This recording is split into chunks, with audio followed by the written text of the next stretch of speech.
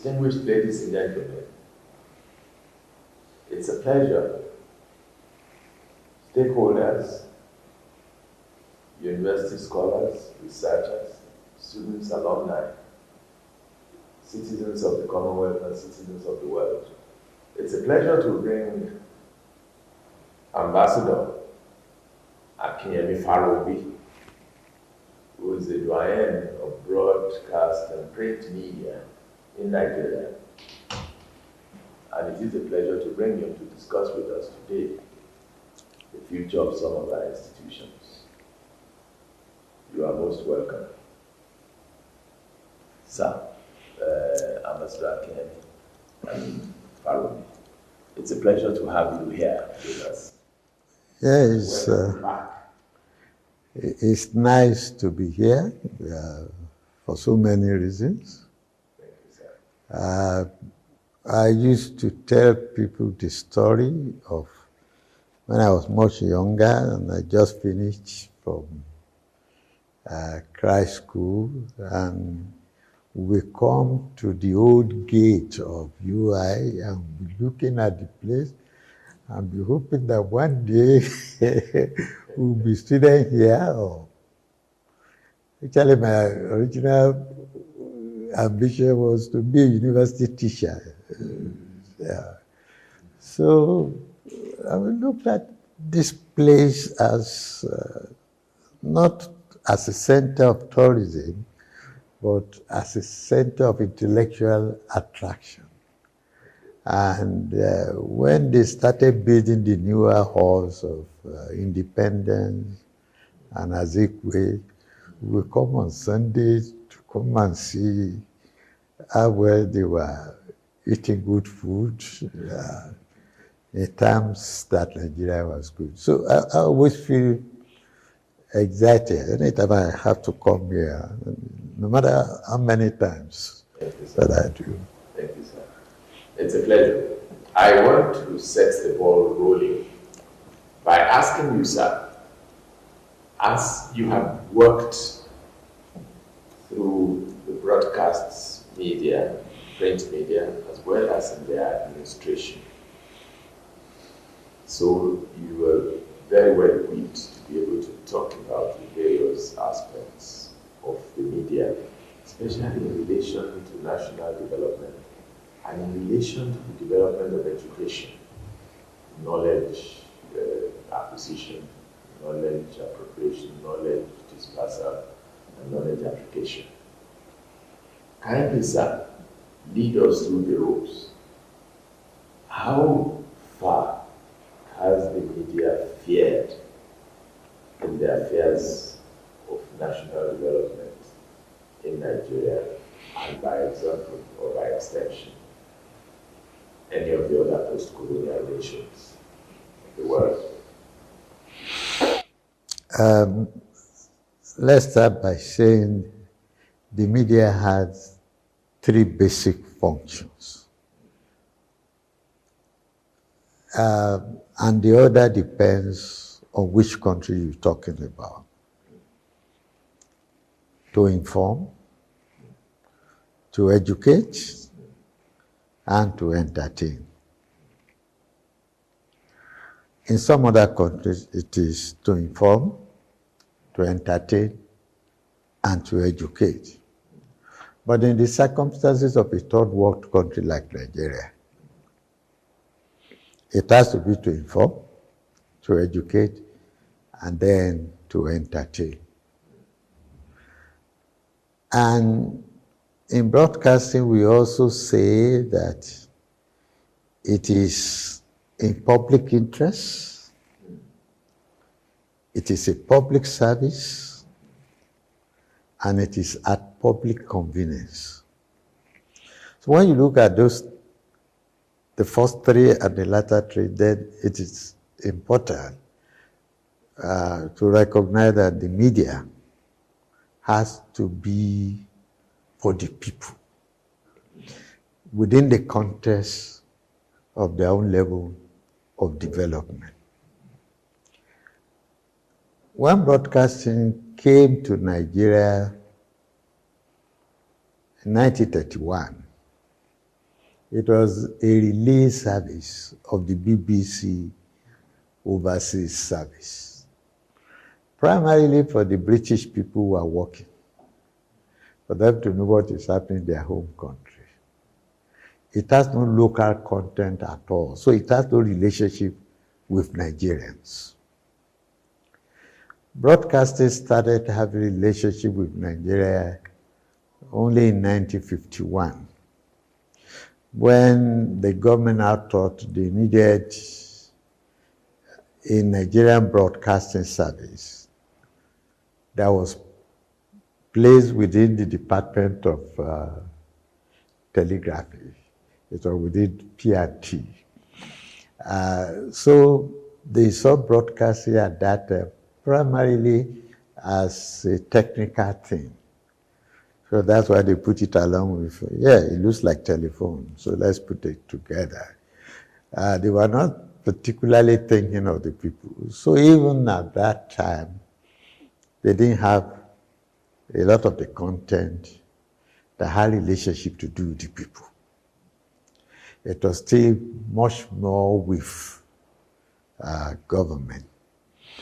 By 1954, it changed from being Nigerian Broadcasting Service into now a corporation. It now had an organized institution patterned along the BBC called the Nigeria Broadcasting Corporation.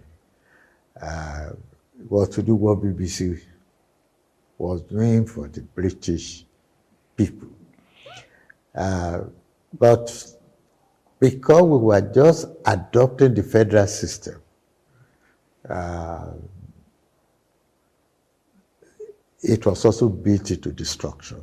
So you had an NBC for Western region based in Ibadan, an NBC for Eastern region based in Enugu, and one for the Northern Kaduna. We had some substation relay stations, like one in Ijebu, just for making the coverage wider. That was when they started thinking of the audience. And let us now begin to program for the audience. The audience is no longer the British workers who are here. They're now the Nigerians who are here. And then, of course, there was the political problem of 1956, when the central government accused the government of the Western region of sabotage, of treason, and called Chief Awolowo some names that are not particularly too good. And Chief Awolowo now wrote the NBC then for a right of reply, that in the fine tradition of BBC, if you have accused me, I have a right to reply. But he was denied that right. And don't forget that shortly before then, there had been this motion by Anthony Nahuru for independence that led to the walkout of the northern delegates, and in fact they threatened that they were going to secede. So the British didn't particularly had favorable relationship with Awolowo. So granting him a right of reply, they knew could create a greater problem. I'm starting this way because I want to establish something. There is a close relationship between political development in this country and the structure and growth of broadcasting. So because of that incident, Awolowo fought in the next Constitutional Conference to make sure that broadcasting that used to be exclusive federal government became concurring. Happily, he had the support of the NCAC, and so the new constitution now empowered the regions to be able to establish. So by 1959, the Western region established the very first television station in Africa. Of course, some people will say there used to be television before 1959. There was no institutionalized television. What you used to have in Morocco and part of Tunisia was that if you were a white man there, you could pick some stray signals, not meant for Africa, not meant for those countries, but we call them stray signals. Because sometimes you can even be in Europe and receive the signal of your radio station here.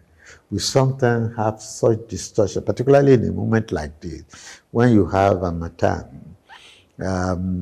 The dust, the specks in the atmosphere sometimes reflect the signal beyond your own expectation. Then somebody will just call you, I'm in Belgium, I've just heard you. Of course, you are not primarily meant for that. But when you talk of organized, institutionalized broadcasting, television started in 1959. And the question had always been asked, why did Awolowo start with television and not radio? Because after all, it was on radio that it was denied the right of reply. Again, it has to do with the kind of man he is, the kind of democratic person he was. He had a minister of information called Anthony Nahuru, who visited UK in 1956. And that was the time commercial television was starting in UK. They've had BBC for a long time. They had the television a little bit longer in the 40s, and they started the commercial television in 1956. And so Nahuru went visiting. And you know, he was a journalist himself before he ever got into politics. So he had this close relationship anywhere he went with journalists. And if you remember, there was a magazine called West Africa that was published in London. That was very, very significant, both here and over there. And the editor, I think, was Dennis Williams. So Williams invited Nahuru visiting to a dinner. And in the course of their discussion, Nahuru talked about the fact now that they could have broadcasting that become concurrent. So Williams, I understand, because Nahuru told me this one-on-one, suggested to him, why don't you start television then? That we are just doing commercial television in UK, and there will be 12 companies, regional companies, and you are a region. So you can have a regional television the way we are creating regional commercial television in UK. And I think Nahuru talked about cost. They said we can partner with one of the regions in UK, and then you can share the cost. Nahuru told me, he came back, he wrote a report, and Awolowo got inquisitive about it. And saw television immediately from the point of view of to educate. Because they've been doing since 1954, free education, and they were thinking that ultimately they would get to the secondary school level. And Awolowo thought that they will not have enough teachers in some special fields, so television will do it. So primarily television came into this country, not really to inform, not to entertain, but it was to educate. And when you go back to Awolowo's speech on 31st October 2059, when he was opening the station, he said, this WNTV we are establishing will be a teacher of the people. He used that particular word. And you know, he went ahead, the government went ahead and bought television sets, put it in schools, so that there can be school broadcasts, which was pioneered by Christopher Kolade at that time, who later became the Director General of NBC, Nigeria Broadcasting Corporation. So when you begin to talk of national development, we must begin to see what was the vision of those pioneers. His vision was to use television for education, then for information, and marginally for entertainment. In fact, I'm not sure the entertainment was in their reckoning, really. He just thought that we can make education faster, we can reach a larger number of people using television. Because apart from putting television sets in schools, it did what we call community centers. I mean, there was one in Mapo, there was one in Djibouti.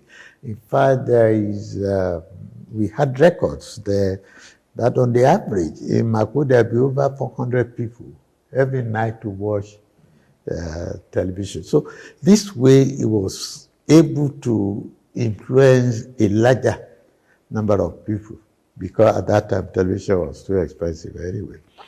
And I remember now that on 31st October, when they were commissioning the station, for a few days thereafter, in Trenchard Hall here, there was a television set there. And they brought all the students of the Department of History there to come and watch. I know that Professor Baro Ikime was one of them. Professor, did he retire here, Professor? But I know he became a minister from Kwara, the name I just escaped. They were all there. Adeleye, fantastic. Yes, they were all there. They were making history, they were recording history. That is to show the kind of relationship they wanted television to have. It was to, yes, educate the people, but if you are going to educate the people, then those who want to educate the people must be educated. So it has to have a relationship.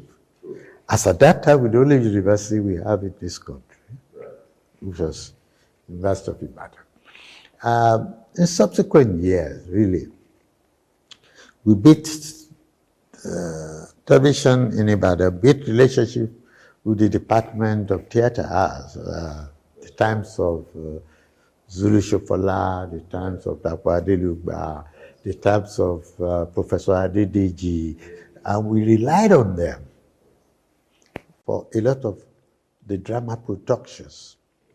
And we had Professor Bode, Showande. So the introduction of entertainment in form of drama came through educational institutions. Likely, we had the WNTV Playhouse, it was based here. We had UDT, it was based here. We had what we call theater on the screen, it was based here.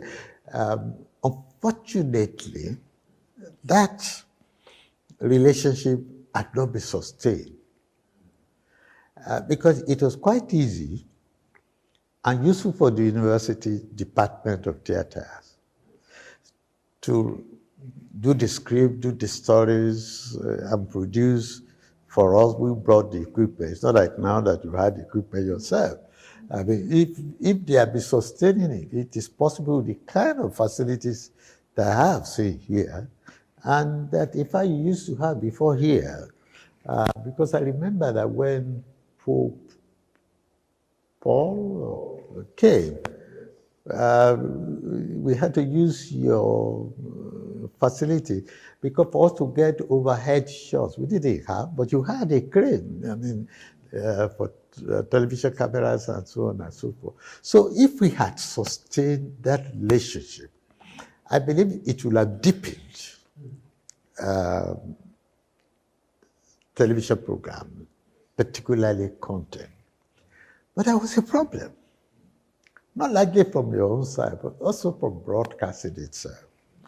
Broadcasting started almost like a craft here in Nigeria. If you had school certificate, you had a good face and a good voice, you were good to go. But by the time they started emphasizing to educate, then they realized you have to intellectualize. You had now to begin to recruit graduates and so on. So it took time. I think the first graduate in programming came in 1962, and I think until 1968, we didn't have so many of them. So at that time, we now started having the Adebayo faculty who came and graduated from UI, and a number of other graduates like that. So because we didn't quickly intellectualize, we couldn't sustain a marriage with an academic institution. But by the time we also intellectualized and we had lots of them, I think the federal government took over the stations, so local decision making that will reinforce the relationship had been taken away to Abuja. So what we do, what does all of this mean for national development? From the point of view of the nation, it took a long time for even us to have a national communication policy in this country. And I think we didn't have it until during the Babangida era. And so you can imagine how many years we have lost. So everybody was doing everything based on his own intuition and so on. Whereas really, beyond reporting news in a country like this, where we still have so much illiteracy, broadcasting would have been very, very useful as partner in developing this country. In terms of economic growth, in terms of agricultural development, industrial development, and all of that. But I think something that we did all along was that we were able to influence thoughts of government. And how did we do it? Through our current affairs program.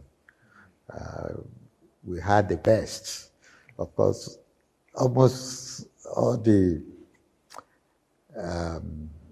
very radical, if I would say, or very outstanding university professors here were always appearing on our current affairs program. But that was the only university we had for a long time. And they would come, they would debate issues, they would discuss issues, and through them we were setting agenda for the country or the governments in this area. So we had that kind of relationship. And I'm always pleased to say, the very first television drama in the whole of Africa, the story was written by Wole Soyinka. It was here there. It was still in the school, it was called School of Drama. In August 1960, he wrote My Father's Body. It was produced by Segun Olushola. Unfortunately, we don't have a recording of it because we didn't have the capacity to record at that time. And then the other problem that we had, and you will find in the other stations all over Nigeria at that time, was that because we were in partnership with Overseas Rediffusion, that was in That was the regional television company in charge of London. It was during the day and the night television. They were called television rediffusion. So when they were coming to relate with us, they came as overseas rediffusion. So they partnered with the Western Nigeria government to form WNTV, WNBS, 50-50. Because they were commercial, they were more interested in entertainment.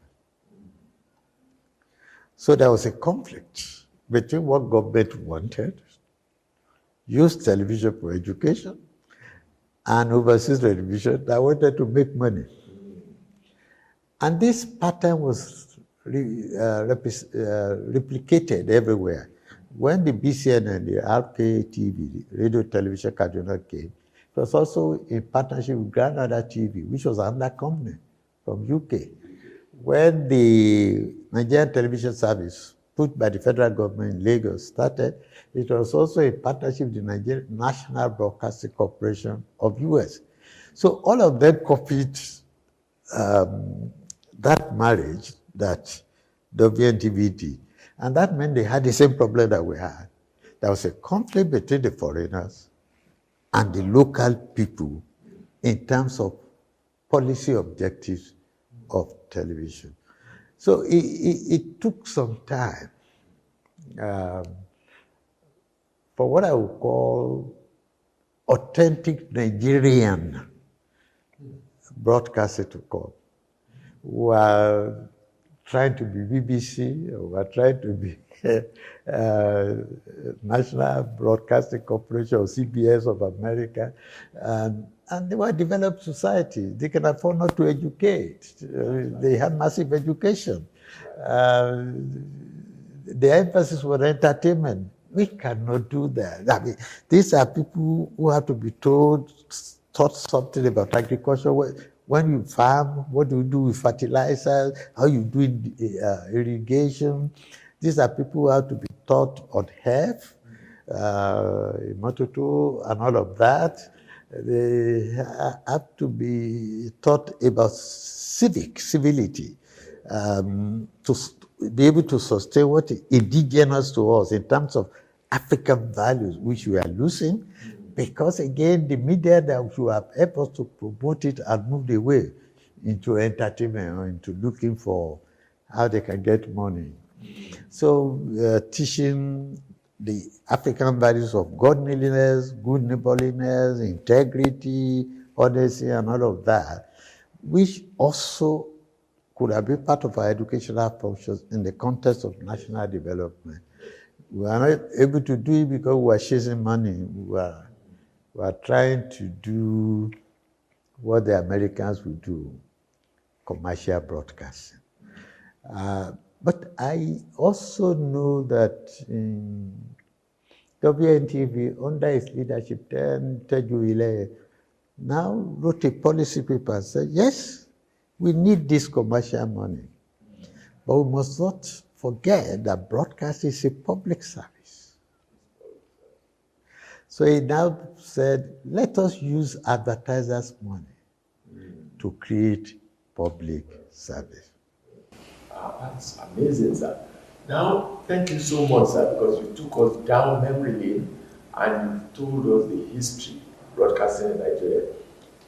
I can pick from your analysis, you're very deep, very intellectual, that Kwame Nkrumah learned something from Nigerian broadcasting, because when he was going to set up broadcasting in Ghana, he then said that he will not only use it to educate, he wanted to reach the very grassroots. Thank you very much, sir. This is fantastic. Was that the reason that Nkrumah might have chosen that he wanted to finance, he de-emphasized the commercial aspect of it and wanted the states to take charge of providing everything that the television and the radio need so that it will reach the people faster? And you also know, sir, the Cold War had emerged. He was socialist in inclination, and he brought this ideology to bear because this was his political sharp edge. Thank you so much, sir. We're very, very grateful for this analysis, which is extremely useful. I know that you had also taught at our Communication and Language Arts Department. You are one of our consultants and lecturers there. This is very critical, and it is also key to the fact that we then have to begin to take advantage of all the potentials that broadcasting has. Now, sir, to move on a little from here, what do you think, because now politics and politicians are taking over broadcasting, they realize the gatekeeping potential and the gatekeeping ability of broadcasts and also print media. Politicians then established their, in fact, started from the time Chief Awolowo also was established his own newspaper, the Tribune, perhaps smartened from the earlier experience so that he'd have a voice in the public arena. Has broadcasting benefited from politics, or has it been diminished by it? Well, as I said before, there have been almost a Siamese relationship between broadcasting in this country and politics. When we left 3 regions and went to 12 states, we left 3 or 4 stations and became 12 stations. Each state now had its own. When we went to 19, each state had. When we went to 21, went to 30, then went to 36. So each state was having its own radio and television. Then the federal government now realized they must have presses. So the NBC, which has now become Federal Radio Corporation of Nigeria by 1978, was also having presses. So you're having a parallelism, state and the federal. And sometimes, particularly in the hands of politicians, have become problematic. I will use 2 states. I will use what I call the Battle of Airwaves in 1983 in Ondo State and in Enugu State. Ondo State was under UPN, so the broadcasting was under the UPN. The FRCN that was in Ondo State was federal government controlled by MPN. And we had this problem with their election. That created a lot of violence, arson, killing of people. So when the Radio Nigeria would carry slogans about let there be peace, the Ondo State Broadcasting Corporation would be playing Peter Tosh. I want no peace. I want justice. So we had that. We had a replay of that in Enugu too. And this was because the politicians saw the effectiveness and the potency of broadcasting as a tool for mass mobilization, particularly for aggregating support for themselves. And at the time, they saw it as conferring legitimacy on themselves. 62, 65, we had a very unpopular government in Western region. But it controlled the WNTV and the WNBA. It sacked the Overseas Revenue Division. So go away, we want to take over. Because they realized keeping those partners, they won't be able to use broadcasting for its own partisan, for their partisan propaganda. So when they sacked them, they took over. In fact, there was an instance when a public press release by the party in power there called NNDP was read at the news. There were instances where the publicity secretary of the party, NAB Kotoye, would come and dominate the news. So people who talk about WNTP with so much nostalgia, but they always forget that there are some 3-4 years. You could not carry the vehicle of WNTP on Ibadan Road. It would be bumped. And at that time, we were also using the red division boxes. The red division came in 1951. Again, because not many people could afford the huge radio set. It took time for the transistor radio to come. So we had these wired boxes. I think they paid 15 shillings. And if you don't pay, they come and cut it. When WABS came, they signed an agreement with the red division. They took red division over from the Radio Nigeria.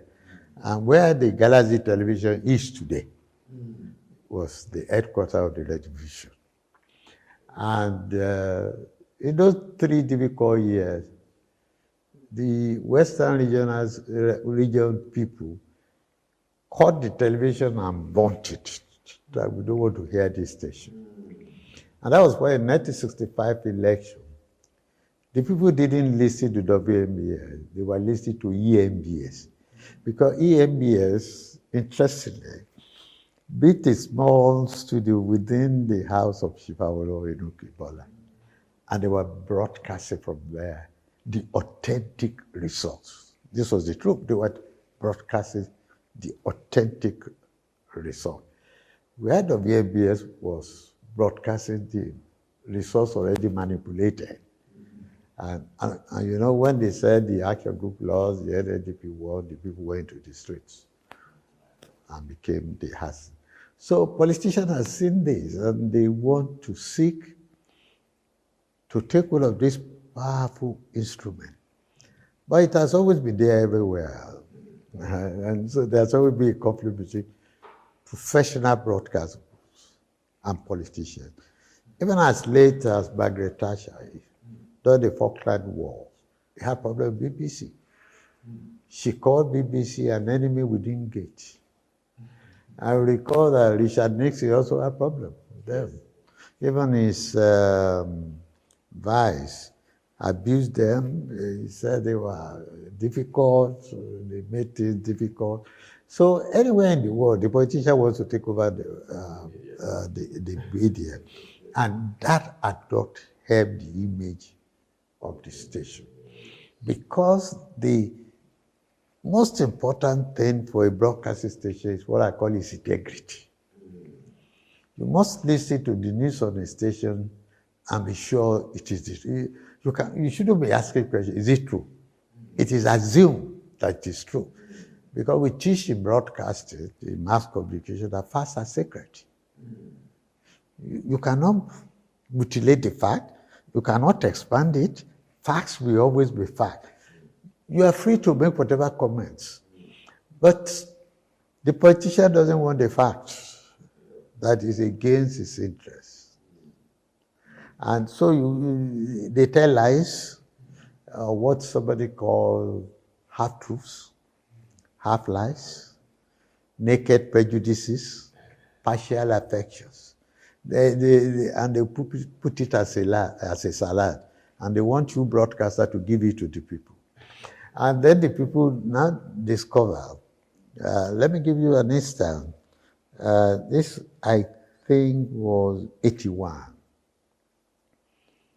There was an NLC strike, and NTA was not reporting it. But the people at home knew there was a strike. It affected the credibility of NTA. How can you say there is no strike when we know that our friends are not going to work? When we know we can't buy petrol in station because they were on strike. When they couldn't get money from the bank and you are saying there is no strike. So it damaged the integrity of the station. But of course, by 1992, after a lot of talk, part of the new communication policy accepted there should be private broadcasting. So by 1992, under President Babangida, he signed into law the establishment of the Nigerian Broadcasting Commission that now allowed for the licensing of private stations. Of course, once that happened, the potency of domination by government was reduced. But of course, it was substituted for another thing, because most of the licenses went to the politicians. The tragedy of the license system in Nigeria, which I call very opaque, very, very opaque, is that the licenses are going into the hands of people who do not have an idea of what broadcasting is or what they should use it for. Let me give the example of Canada and its licensing system, or even Britain and its private licensing system. Apart from institutions like this that need broadcast licenses because they have to teach their students. Now, you say, Ibadan, we have 10 licenses to give. You advertise it. Then people apply. Then they come with their proposal, their briefs, what they want to do, what the programming will look like, what are the programming objectives, what will be the programming mix, how will we fund it, how we're going to train people, and so on. Then there'll be an open forum where all stakeholders will come. So those who are applying for those 10 licenses will come and make presentations in that open forum. So at the end of that open forum, a selection will be made. Oh yeah, we think these 10 people should be given the licenses. But what do we have in Nigeria? We don't even know. We just hear there's a new station. We don't know who owns it. We don't know what kind of programming goals, programming vision, programming mix.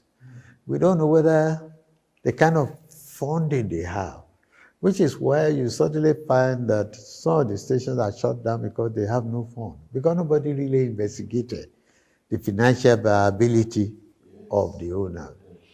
So we are now having what will have been a plurality of views, which is good for democracy. If you have many stations, plural views.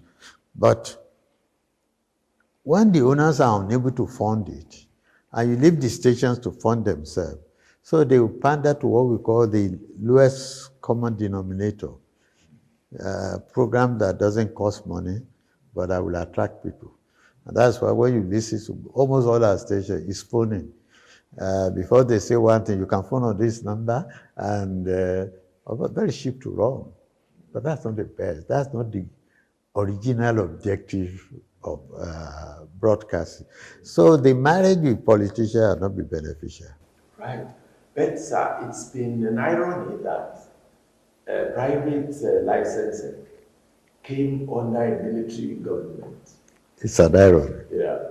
But at the same time, sir, when we had this crisis, the democracy crisis of 1995, 1996, the Abacha years, many of those who went on exile then decided to set up media broadcasting stations and media stations outside of the country, Yeah. from which they could also make their own cases and reach their own people.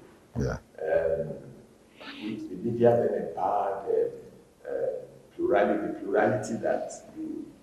But now, if we take another look at it, and as a professional, a real professional, and a thoroughbred administrator of the media, how would you assess the future especially the broadcast and the print media in Nigeria? Let me take the print. Right. Then I've got to broadcast. Okay. There was a time in this country, Daily Times sold 450,000 copies every day. Sunday Times went a little bit higher, could get to 600,000 copies on Sunday. Lagos Weekend was 150,000. Headline was 150,000.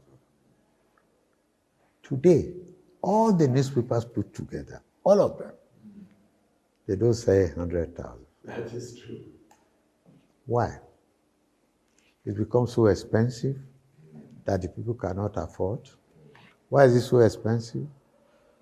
We don't have newsprint here any longer. We're supposed to have one in Wokwi and have one in Okuiboku. They folded up. Ordinary printing ink, we don't produce, not to talk of the machines. So the cost of production had gone up. And of course, technology had also dealt with them. People would rather read the news online on their phone than buy the newspaper. And then we also find the print that we have problem with the adverts. They are no longer coming because the economy was going down, so the advertising wasn't coming. It wasn't that the advertising was good enough because as percentage of the GDP, the advertising revenue, total advertising revenue in Nigeria is less than 1%. Whereas in UK, it used to be about 8 to 9%. And usually anyway, if there's any economic problem, the first thing you cut off is advertising. Why are you advertising when nobody is buying? So that had created problem for the print. Of course, they too have gone online now. All of them, apart from the online print, they have online radio, they have online TV. So that is the only window of opportunity that they have. But you don't have those powerful columnists any longer. It's not that they are not writing powerful columns, but they are not as powerful. I mean, if you are writing for a newspaper that does 25,000, disappear. Whereas, one of the reasons why Muritala Obasanjo took over Daily Times was because it became too powerful. And Joseph was too powerful. He was the greatest opinion molder. And it was an objective, independent, neutral newspaper. And they didn't like that. They wanted to control it. So they took over Daily Times, they handed it over to Nikon, and it was a kid. Absolutely. So the print is in difficulty as it is all over the world. Now come to electronics. For a very long time to come, broadcasting will still be relevant, but it will depend on content. Because one major thing had happened, the audience had changed. You are not talking of the same audience who are illiterate. Everybody's getting more educated. They're getting more exposed. So what you could give them in those days and they'll be satisfied. If you do it now, they won't accept. And also there's technology. Because when I was GM in Ibadan, I was the only television station. Monopoly. For the radio, there were only 2. But there are 40 radio stations in Ibadan today. So you have a choice. So if someone is messing up, you go to the other. And I don't forget that if you go to the direct satellite to homes, you can get more FM stations outside Nigeria And then you can get a lot of online radios. You can get a lot from platforms also. So the competition had become intense. So if you don't work on the content, you'll be out of business. Absolutely.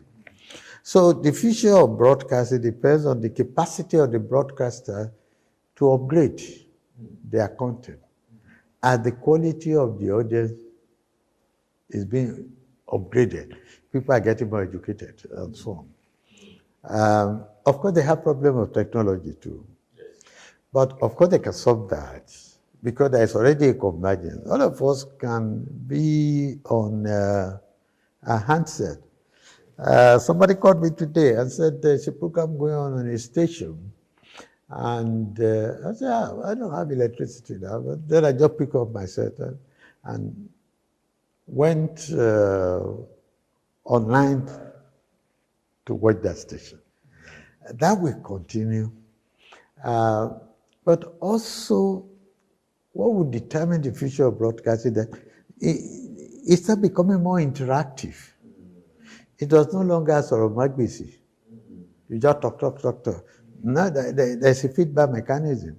They can call you back, and technology means also they can record the program and watch it later time. They can watch it later. And in fact, on TV now, you can, how would I call it? You can wind back, still watching the same program. So technology now means that the critical element in the broadcasting chain is the content. That is what will sustain that station. And that is what will sustain the viability of that station. But there's something also we must mention when we're talking of this technology. Is this like a typical Nigerian factor approach to things? The whole world have gone digital. We are the only one who have not. And why have we not? Because we will politicize simple matters. This is the only country now, if you want digital, then you have to get it through satellite. Whether the StarTimes or GoTV or DSTV.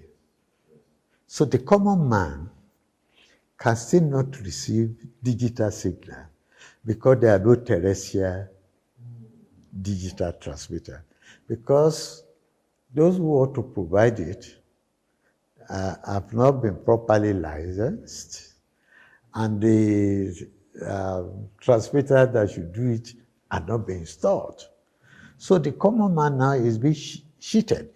Now, if you're in UK or US, you see, you can still turn to NBC without having to go to any satellite. You just turn the knob of your own station.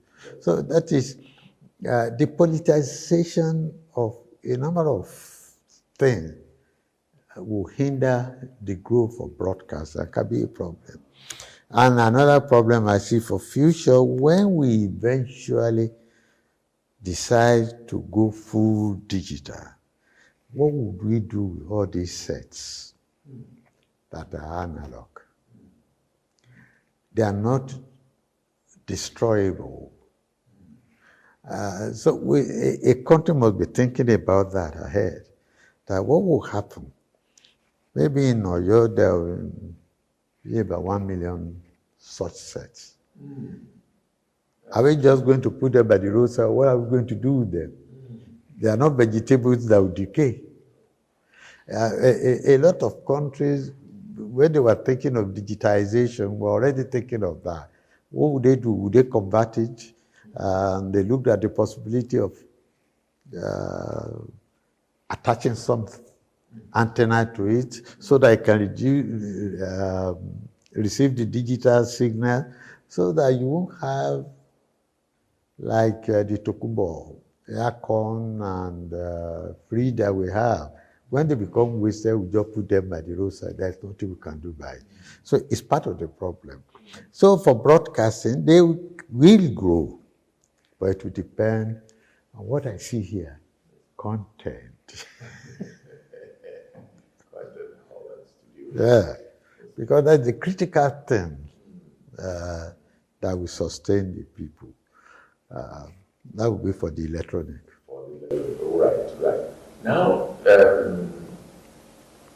I quite get the point that to move away from the junk, we now have to upgrade.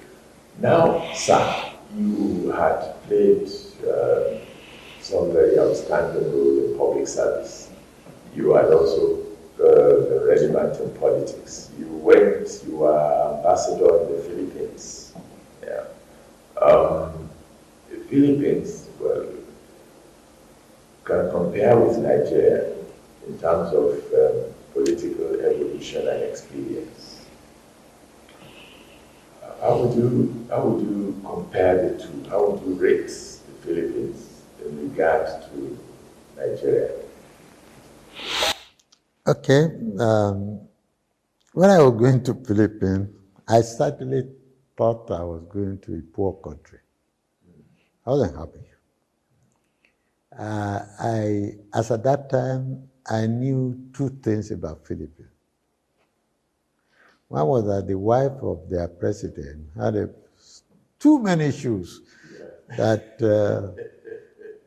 when I met her, because somehow she loves Nigeria, when I was there, and she would come to any event we are doing. And I said, Madam, I'm sure you needed a computer to decide which shoe to wear every day. And then she told me the story that because she didn't want anybody to wear her own type of shoe. So when she wants to buy any shoe, she almost buy everything, that design, the color, varying colors, and put there. That's how she got to have too many shoes. Some madness, in my view. So I knew that, and I knew that we did a boxing tournament between Muhammad Ali and George Page, what they call the Thriller in Manila. We relayed it for the people. But I was expecting a poor country. But when I landed in the airport, and I was being taken out, and I saw the skyscrapers and all of that, I thought I was in US, not in Philippines. Then I found that they're a product of their colonial experiences. For the first 60 years, they were under Spain. As a matter of fact, Philippines is named after King Philips of Spain. It's a network of islands, 7,104 islands. Afterwards, Japan intervened. They colonized them for 10 years. Then the Americans chased the Japanese away and they colonized them for about 60 years. They gave them independence then the Second World War, 1944, or thereabout. So all of that had influenced them. You see the influence of the Spanish in their religion. They are 96% Catholic. Ceremonial Spanish Catholic. Not like our own, which is Irish and more practical. You see the influence of America in the educational system. They had about 1,800 or thereabout institutions that are degree awarding. As at the time I was there, their problem is how to find students.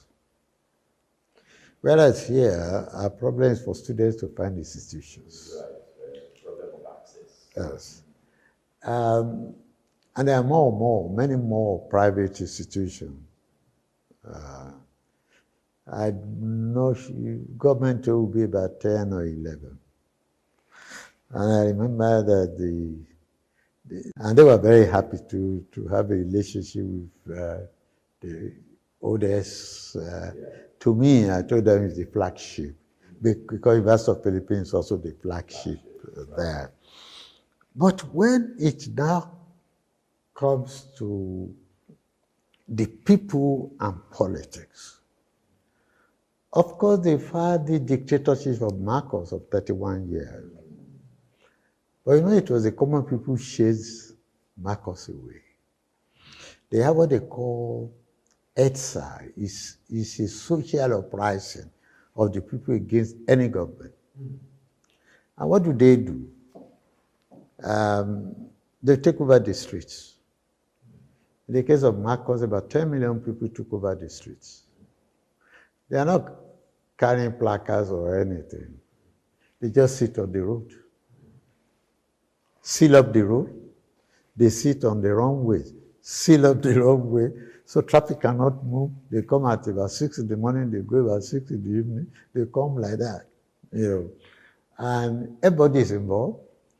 Marcos' home was led by the head of the Catholic Church, Cardinal Saints, or the priests, or the bishops, or the Reverend Father and Reverend Sister, they were there. And when Marcos now decided he was going to send the military to disperse them, because they were a Catholic country. So when the military came in the armored cars, and they saw the Reverend Father and the Reverend Sister, they came out of the armored cars and started joining them. That was why Marcos had to be ferried away by the Americans. And that was his end. There was another president. He spent 2 years. He was replaced by Arroyo. The newspaper accused him of corruption. They asked the assembly to impeach him. They were not impeaching. So the people went to the streets. And they did that for about a week until they drove him away. That we don't have in this country. Meaning that this level of consciousness is much higher. Yes. It means that we have here. Yes. Where the two laid back. Yeah. But here we will say it's because of different ethnic nations. Philippines, not one ethnic nation. They have 4 major languages. They have sub-languages. They are not as many as us, but they are not one. So they have different tribes. But when it comes to issue of government, of governance, of integrity, of accountability, all of them, they move and they chase that government away. Nobody ever knew that this president, who is the son of Marcos, the president there, who is the son of the Marcos. The body of Marcos could not be buried in Philippines. They didn't allow it. But the son is president. Because they listen to him, they think it is better. He defeated an incumbent vice president who wanted to be president. So what I'm trying to say is that the electorate is more assertive than us. They take no nonsense. I mean, they will just say, like, fella, teach me no nonsense. So I found out, of course, they don't have anything, the kind of things we have. Their primary income is from Filipinos who work outside Philippines. That's their highest source of foreign exchange. The Filipinos in the diaspora. There's no Filipino that is outside Philippines that the government does not know where he is. And if there is any problem where he is, they will come and defend him. They don't impose on you. You look for your own job. When you gotten a job and you have a contract with your new employer, they will say, let us see it to make sure you are not being cheated. So they're so protective of their citizenry. So apart from that, their second source of income is tourism. Because the island, so they have many beaches. On the average, when I was there, they were having 22 million tourists every year. That's a lot of money. We have not developed tourism in this country. We have better tourist attraction than they do have. But if there's no security, if the roads are not good, if there's no airline, where will I come and visit your country? The third thing for which they make money is what we call the call center. And every time I think about it, I feel unhappy. If you make a call today to an American restaurant or an American film house and you want to book a seat, the chances are that the person answering you is Philippine. Because the I will call it, they outsource.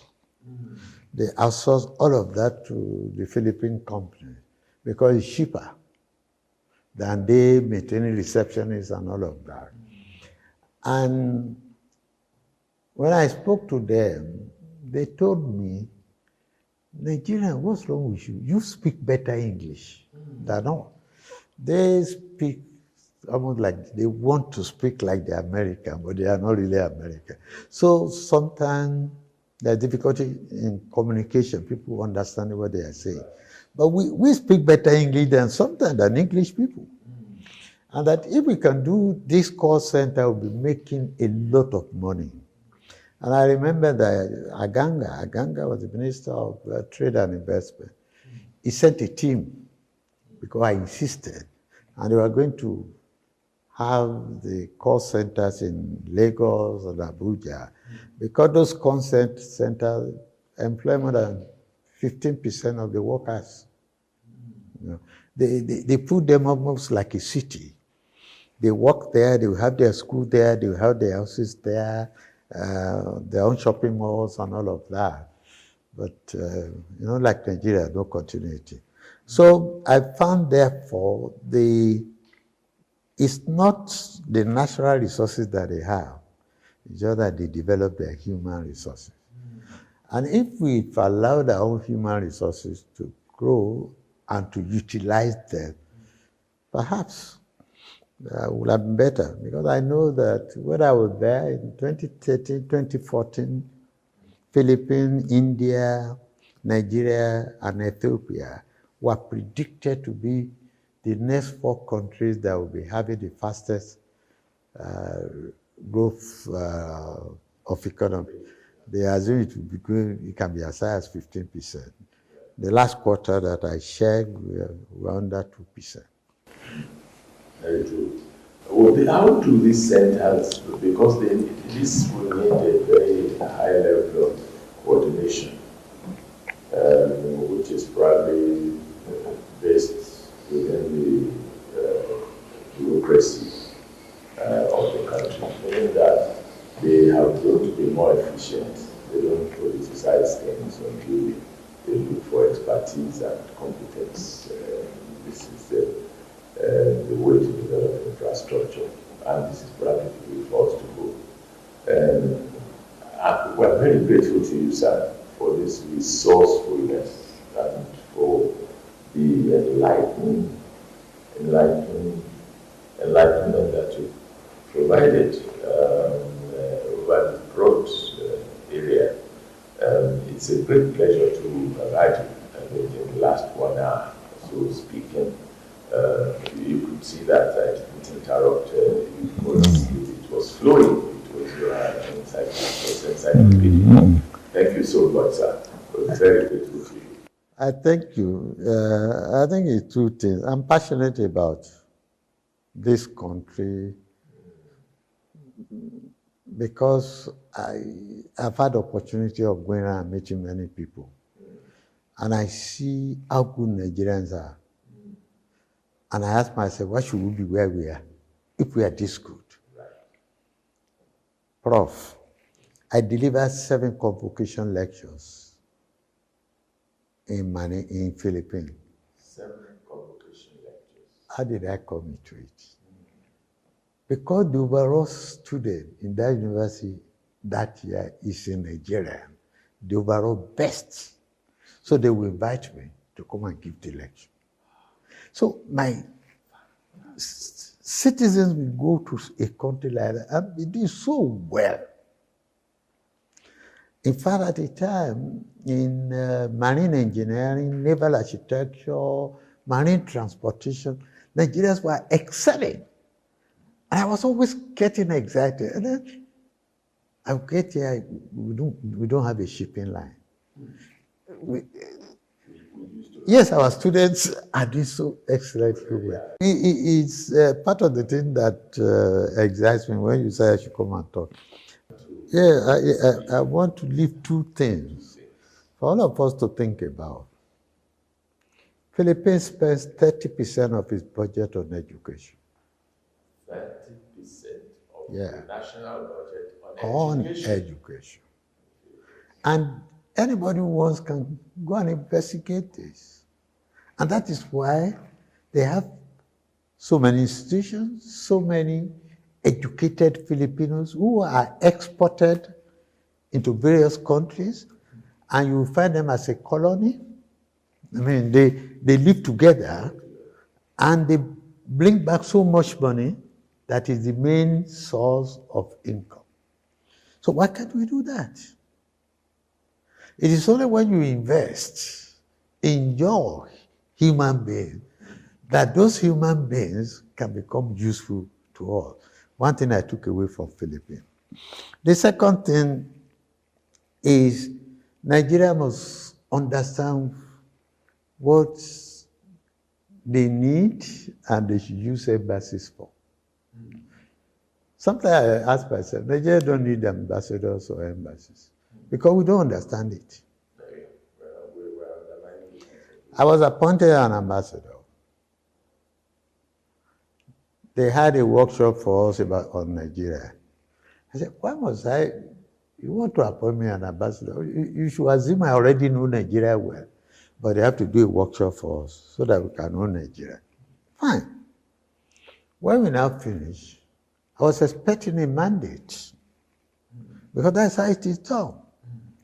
Mr. Farounbi, you are going to Philippines for 4 years, ambassador of this Nigeria, of this great country. This is what we expect in our relationship with Philippines in the next 4 years. Economic, cultural, political, or whatever. None. Ambassadors are just said. So you are there doing the thing the way you understand. In fact, somebody told me then that, Baba, you must have many books you want to write. This is your opportunity to write it. And that's why you find an 85-year-old retired high court judge being made an ambassador to US, of all places. The United States. We just get it wrong. We don't.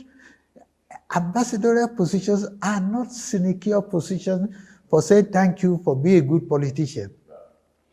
You look at that country, you decide what you want, and you send somebody who can do that there, and you give him a mandate. And when you come back, you have a debriefing. When you come back in this country, there's no debriefing. I had to insist that no, I couldn't have gone there without having some things I want to suggest and some contacts you can follow, some leads. So we have to change that. And that is why when the president or governor is going out, they go out with a large number of people. Nobody does that. If the American president is coming here in the Air Force One, I'm sure half of them will be businessmen, not civil servants, because they want to do business relationships with your people. So we must begin to change our attitude to that. We probably have about 90-something, 102 embassies. And today in the world, we have what we call smart embassies. An ambassador pass his driver. They don't think he needs a secretary because he also be DJAC compatible. Maybe one trade officer, maybe about 3 people. Yeah. But you have a large number of people. In the meantime, they have no mandate. They have no target. You send letters to Abuja, you don't get reports, you don't get reply, because nobody is expecting you to do anything, or nobody is expecting anybody to do anything. And we are losing. So what they will do in Philippines, and I know that's what they do in US and most other countries, I need to build intellectual relationship with country. or we want to be sending our students there, then I look for a university professor who knows about Nigerian education very well, and not only his own university, but has interaction all over there. Then I send him there. Now go and open places for our students. Philippines has the cheapest education. It's about $2,000 tuition fee. American standard, $2,000, compared with about $30,000. So the man goes there, he focuses on that. No, I don't want that. I want to send you to Malaysia. Yeah, Professor, you need to visit Malaysia. Malaysia, where education, the various priorities. Dr. Mahathir Mohamad said that they have 3 priorities. Education, education, and education. Can you imagine that? And of course, he has to be there. He has a PhD in developmental economics. We are not just struggling to know whether he has school certificate. But when you talk about Lee Kuan Yew, he has a master's from London School of Economics. We are not wondering whether you can use NEPA bill for certificate. I mean, the things have changed worldwide. It is when you are descending to Kuala Lumpur on air that you weep for Nigeria, when you see the oil palms. They remember, they remember they came from Nepal. So thank you for the opportunity. I'm so grateful. We're so grateful to you, sir. We're so grateful to you, sir. Well, this is the beginning of politicization, politicized everything. Just like you rightly said, sir, in the old Western region, Chief Awolowo's government at some point spent 45% of the budget on education. Yes, you did. Even the institutions are now headed by politicians who have, and they thought that they can be awarded the positions to go there and recoup. But there's a tragedy on our hands, sir. And I'm grateful for your frankness, for your courage, for your thoroughness, and for your right on the point of action, analysis and attitude. Great intellectualism. We are grateful to have had your participation in this project, sir. Thank you so much. Once again, Ambassador Akinyemi Farounbi, who had not only been the doyen, one of the doyens of broadcasting in Nigeria, but also a public intellectual. Thank you so much, sir. You are most welcome. Thank you. As you guys would say, Amari Nibawa. Thank you so much, sir. Thank you so much.